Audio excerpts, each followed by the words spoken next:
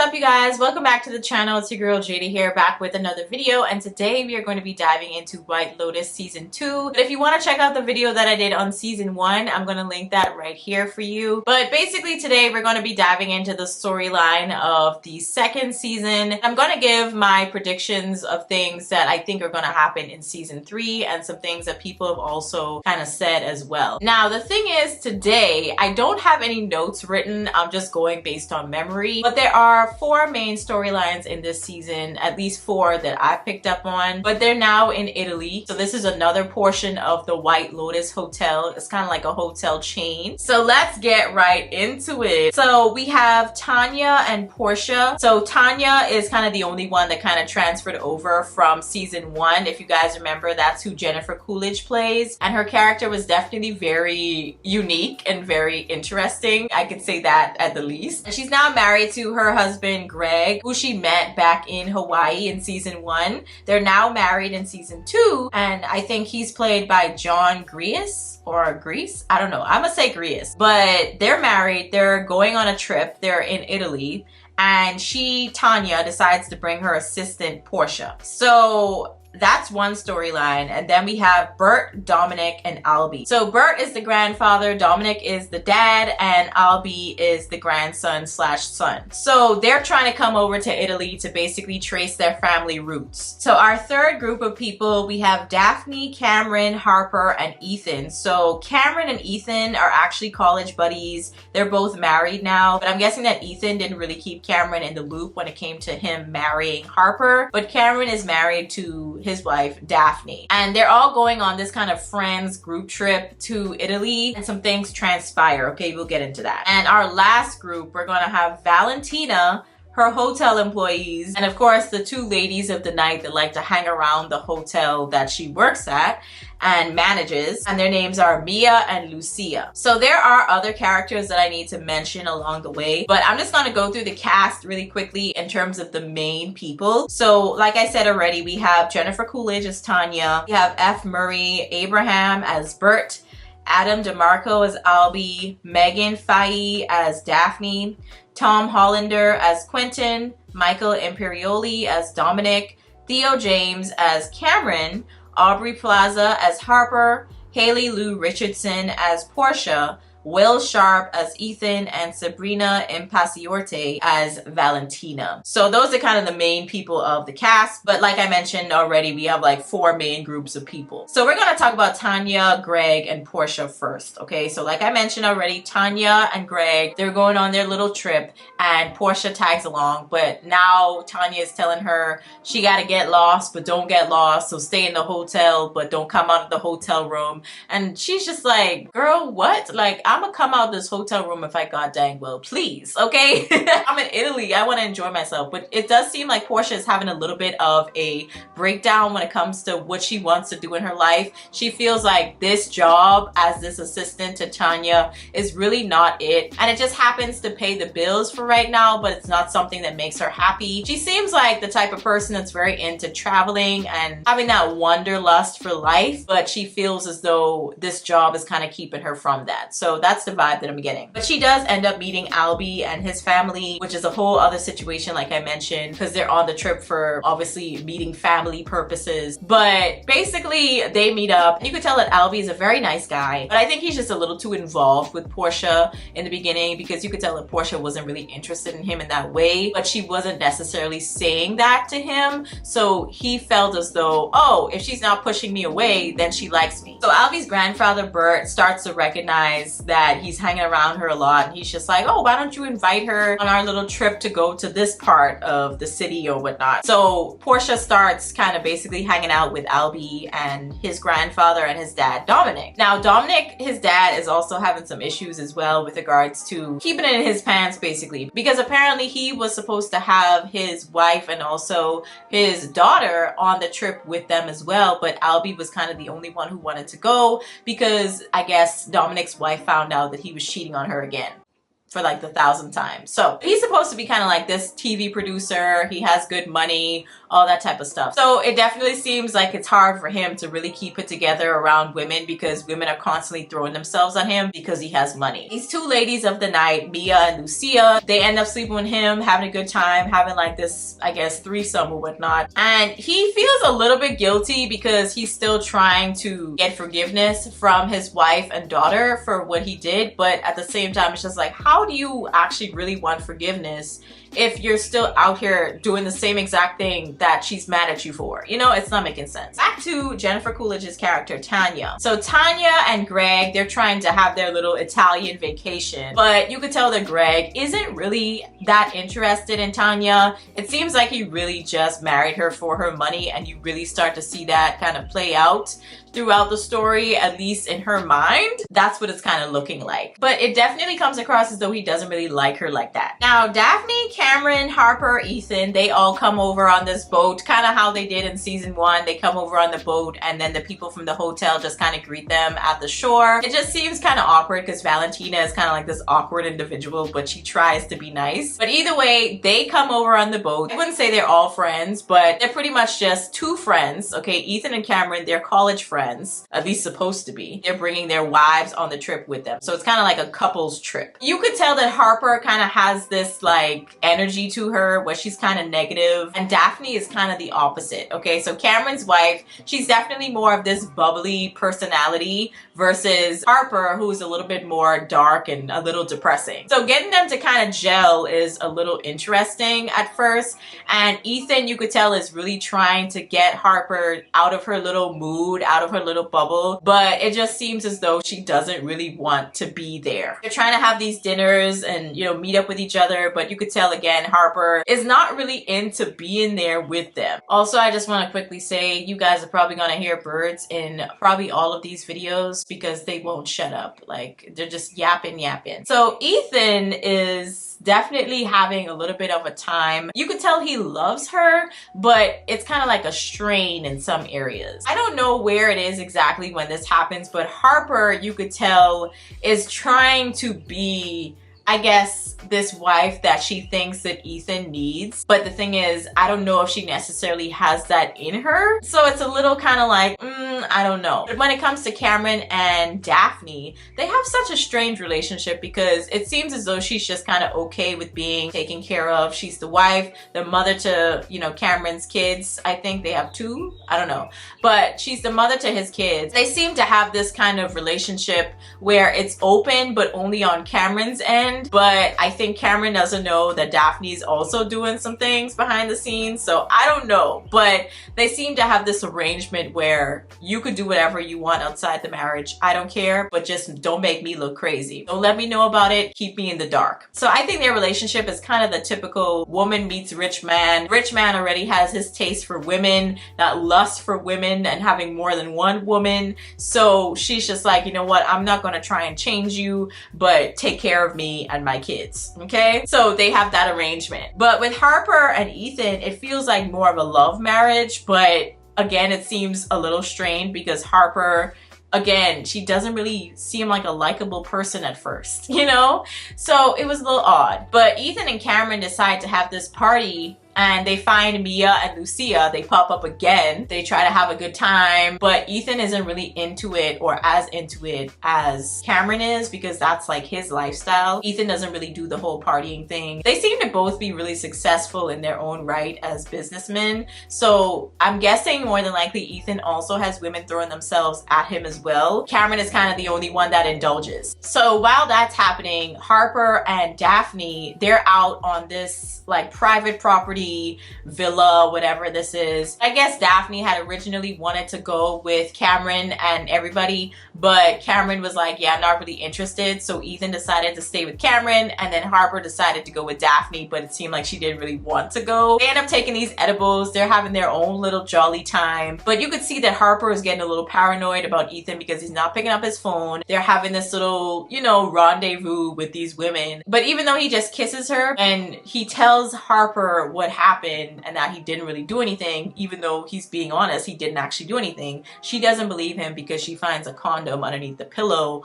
on their couch in their hotel room. But it ends up being Cameron's condom because he was the one that was messing around with these women. But Daphne, you could tell, is trying to calm Harper down because she's just like, well, I mean, if he did do something, like whatever, because of the type of relationship that she has with her husband, Cameron. So while that's going on, let's go back to Tanya and Greg. So Greg is now magically leaving after just a couple of days in Italy. He decides to leave Tanya to go back to Colorado, I think, for work. And that's when she ends up running into Quentin. Quentin is supposed to kind of be like this socialite slash businessman who moved from England to Italy to live because his uncle had a house there. He's living this luxurious life, but not really. But we find out a little bit more about that later. So she ends up running into Quentin and he invites her and Portia to obviously hang out with him and his friends. They're all gay, by the way. He's gay too. But basically he invites her, tries to wine and dine her, try to be her friend, invites her to the opera. But then we find out that he's in some way connected to Greg.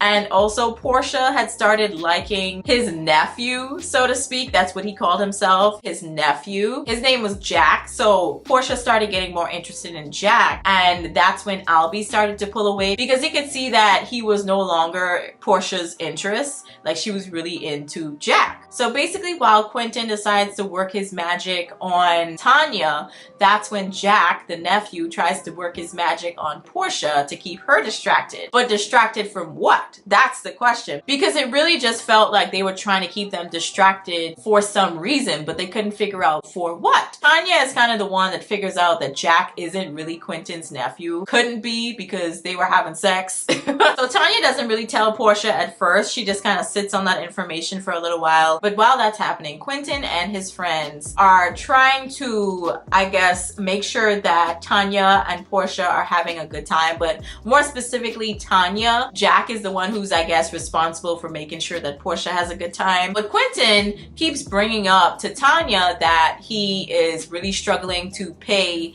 or keep up with paying for the upkeep of this villa that he lives in, this like mansion or whatever. And he keeps bringing that up in conversation and directs it at Tanya. And right after this, he has this party. He invites this man to hang out with Tanya. But what's even weirder about that is that while that's going on, Portia and Jack, they go into town. But you could tell that Jack is trying his hardest to like keep Portia away from going back to the villa, and they stay in that little city area that they're in. And Portia, she wakes up, she can't find her phone, she can't connect to Tanya. It's just like, what is going on? Like, it just gets really weird really fast. Now, the other storyline that I forgot to mention was of Valentina, her employees, and basically her trying to deal with, like I said, the two women of the night, Lucia and Mia. And Valentina, you could tell she has an issue with the type of work that Lucia and Mia kind of engage in, but she just tries to deal with them somehow. But you could definitely tell that she doesn't really like them. However, we do find out that Valentina likes one of her employees, and she tries to do this weird thing where she tries to keep the men away from her. But the thing is, she ends up finding out that this woman isn't even into women. She's also engaged to one of the men that she works with at the hotel. So Valentina ends up getting her heart crushed pretty much. She's trying to keep the hotel together and managed, but you could tell that she's very lonely. And Mia, okay, one of the ladies of the night, she ends up picking up on this, and she kind of picks up on the fact that Valentina is into women. She's just like, oh, well, because you don't really have a singer in the hotel lobby anymore, because she was messing around with the pianist and the performer guy that was, you know, doing the entertainment for them. I guess she had given him the wrong medication. She was supposed to give him a Viagra or something, and yeah, she gave him the wrong medication. So now she's just like, hey, could I be that singer? And Valentina, she's just like, okay, whatever, you can go sing. And at some point, Mia and Valentina, they have their own little rendezvous in one of the hotel rooms, and Valentina does end up getting caught by one of the employees, and it's so embarrassing. On top of that is around the time where Albie starts meeting up with Lucia, who's the other woman of the night. Okay, if y'all catch what I mean by woman of the night, because I don't want to say the P word. but you could tell obviously what they do for a living, right? But the thing is, Albie doesn't really know about that, and Lucia tries to come across as this woman that is just trying to make a living for herself, and she really wants to do something else, but she doesn't really have the money, and on top of that, her PIMP is keeping her from living her best life, and she's kind of stuck in this type of work, all that, right? This sad story. Albie, of course, he kind of falls for it, but she's really just using that to work her magic on him later. So Albie starts getting into this romantic kind of relationship of sorts in his mind. Lucia really was just trying to use him, obviously, but he's getting closer and closer to Lucia, and at one point I remember that Lucia and Albie and also Jack and Portia, they're in the hotel bar, or at the hotel bar at one point, and Jack and Portia, they start making out. So Albie and Lucia, they start making out as well, and it just turns into this weird competition, and I'm just like, Albie, she's not into you in that way, sir, just let it go. But they do end up having sex later, him and Lucia. He didn't really know that she was like a worker, like she was gonna count what they did as working. So yeah, he eventually finds the money. He asks his dad, but his dad is very concerned because it's just like, why are you messing with the same woman that I was messing with? Like, stop, you know, this is not you. So Dominic is trying his hardest to sabotage or sever that relationship, but it's not really working because Albie is definitely one of those, like he mentions, kind of Captain Save pretty much. He likes to save these so-called broken women, but the thing is, Lucia isn't broken. She knows exactly what she's doing, okay? But Albie is the one that's just kind of fallen for everything. But she does kind of casually have her supposed PIMP, even though I think she works for herself. She does have this guy kind of play the role of her you know what. And he's kind of treating her a little aggressive in front of Albie. And at one point, I remember Albie had invited her on this trip outside of the city with his dad Dominic and his grandfather Bert. They were trying to go outside of the city to see if they could find the rest of their family lineage that they left in Italy. And somehow magically Lucia's PIMP comes out of nowhere. He spots her and then starts following their car, and eventually, you know, Lucia is just like, you know what, just stop the car, let me out, I'm just gonna go with him. And she drives off with him to make it seem like she's going against her will, so to speak, right? But the thing is, the entire time she's really playing him, but we're gonna get to that. But either way, Albie, his dad and grandfather, they go to this house where supposedly the rest of his family was supposed to be, but they don't speak the language. And on top of that, it seems like the older woman that was there, she didn't know them either. And it's just 3 men versus like 3 women. So it just was so crazy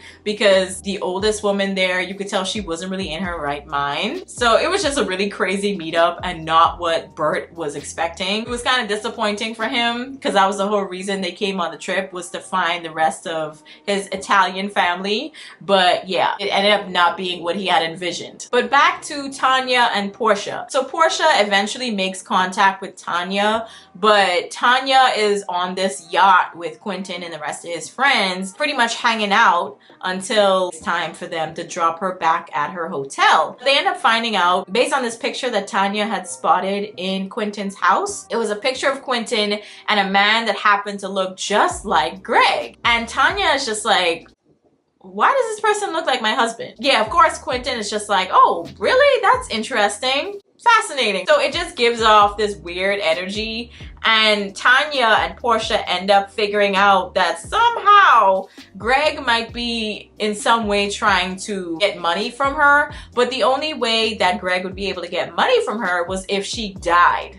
Okay, if she passed away. She ends up coming to this conclusion that Quentin and Greg have this plan going on to basically kill her, and they were using that guy that she had met that was handling all the drugs at the party and was basically supposed to be kind of like her arm candy for that event. He always carries this gun with him, so when he came on the boat, he had his gun, and she's already thinking like, oh my god, you came to kill me. But Portia is still hanging out with Jack because Jack, we find out that he was trying to distract her and keep her away from Tanya, but at the same time he was trying to keep her safe in some weird way. So he ends up just dropping her off like a couple miles out from the airport. It was just really weird. Jack, he's trying to explain to Portia, like, these people are very powerful. You don't want to mess with them. Because Tanya eventually tells Portia about him basically having sex with Quentin. Quentin had said that Jack was his nephew. So it was really strange because clearly that's not a uncle-nephew relationship. At least a normal one anyway. She ends up finding all that out and she eventually kind of word vomits that out to Jack and confronts him about it, and Jack's just like, yeah, we're not gonna talk about that. I don't know, obviously they have some type of weird relationship going on, and he probably helped Jack with some type of financial issues that he was in, so I guess in some ways he feels like Quentin just owns him. I don't know, but yeah, Portia is just like, yeah, okay, you're crazy, but thanks for giving me my phone back and dropping me off. She was just happy to be out of all of this mess. Now let's go back to Daphne and Cameron and Ethan and Harper. So they're trying to enjoy their vacation. Obviously, Harper finds the condom,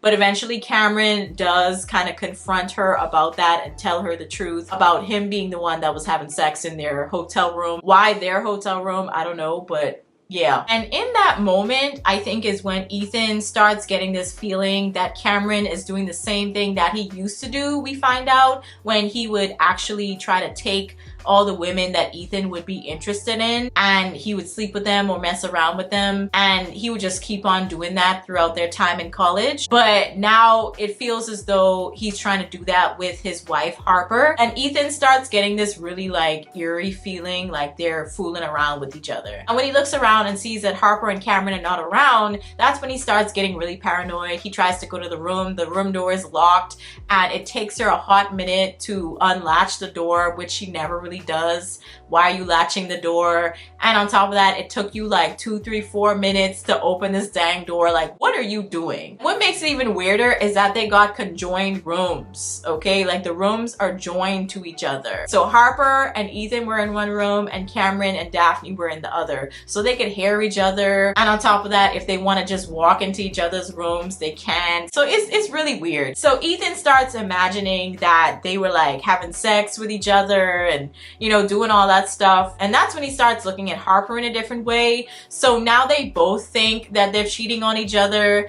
And it's a messy situation all around. Either way, Harper does try to tell him or sell him this idea that she and Cameron had only made out, that they only kissed each other and that was it. However, even the kiss is a problem. I'm sorry, it's just really strange to me. So Ethan ends up confronting Cameron, starts beating him up at the beach. Some random strangers had to break them up, and it was just really embarrassing. And on top of that, Ethan and Cameron's wife Daphne's trying to soothe him, keep him at peace, but he's just like, I really think that Cameron and Harper are messing around with each other. And Daphne just gives off this feeling of, I don't really care. I don't care what Cameron does. All I know is I do what I want, he does what he wants. But the thing is, Ethan and Harper don't have that type of relationship. So it's not going to be easy for him to just accept like, oh, my friend made out with my wife. Like, what the heck? But anyways, regardless, let's go back to Albie, his dad, and his grandpa. So Albie is just like, you know what? I'm gonna try and help Lucia get out of her little deal she has going on because she's apparently in debt. So she says she's in debt to her PIMP, and that's why he keeps trying to like chase after her. That's the storyline she was trying to sell to Albie. So she's just like, if I could give him this money, he's gonna leave me alone, and then we could probably go to California together. That's where he was from. And he's just believing all this, believing this fairy tale, this dream she was trying to sell. And Albie is just like, I'm gonna ask my dad to give me some money and then you could give it to your, you know, person. And eventually he wears down his dad to give him the funds because he promised that he would talk to his mom, or in this case, Dominic's wife, to try and ease things over with the cheating and whatnot. That's what kind of makes Dominic be like, okay, I'll give you the money, but you have to promise me you're going to talk to your mom. So he wires the money to Albie. Albie gives the money to Lucia, and she plays the crap out of that man like I thought she would. The entire time it was like, girl, I can't really blame you. You know, you did your thing, you hustled, but at the same time it was like, dang, on such an easy prey.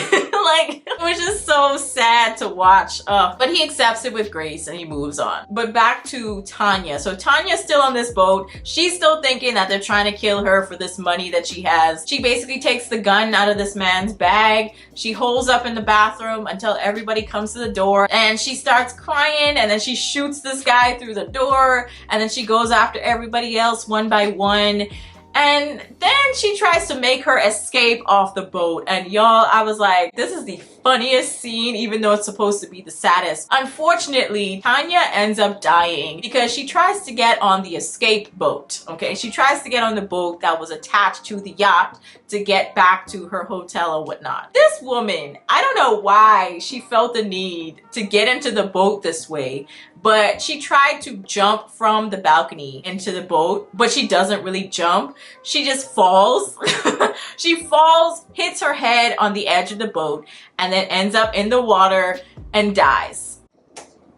Yeah, I don't really think she died from the hit on the head. I think she died from drowning. It was just kind of like, what is going on? And we didn't really know exactly if for sure Quentin and his friends were trying to kill her. We didn't know that for sure. She just kind of thought and assumed and just started killing everyone. It was like, we don't even know for sure if this was the thing. Like, what? It was just really weird. We still don't know if he was actually trying to kill her or not for her money. But either way, they're now all dead. And Portia ends up finding out that her boss, Tanya, has died because the body ends up coming up to the shore and Daphne's swimming and it touches her and she's just like, what is that? And it starts freaking out and realizes that it's a body and it's Tanya's body. And at the beginning, I forgot to mention, because in the beginning of season 1, they also had this thing where they show you a week into the future and then they go back into the past to show you what happened leading up to that point. So in the beginning, the very beginning, in the first episode, you could see Daphne swimming into her last day in Italy, and then something touches her and she's just like, what is that? She freaks out and you find out that it's a body, but you don't know whose body it is. So that's pretty much the whole thing with Tanya and Portia. Things kind of wrapped up really quickly with Albie, Bert, and Dominic. And also when it comes to Daphne, Cameron, Harper, and Ethan, they seem to have made up, but in the weirdest way possible. I don't know really if they're still friends, Ethan and Cameron, but they have a weird relationship, kind of similar to the relationship between Paula and I forgot the girl's name, but you know, that friendship pretty much is very similar. But you could see that Ethan and Harper are closer, but I don't know if it's in the best way. It's very strange. But either way, that's kind of how their story ends. But when it comes to Valentina, her storyline kind of wraps up with Mia. And Mia's just like, yeah, I'm not really gay. I just like to experiment with women. So we're gonna have to take you to like a gay club so you can meet up with some actual lesbians and y'all gonna have a good time. You can find yourself a girlfriend, that type of thing. But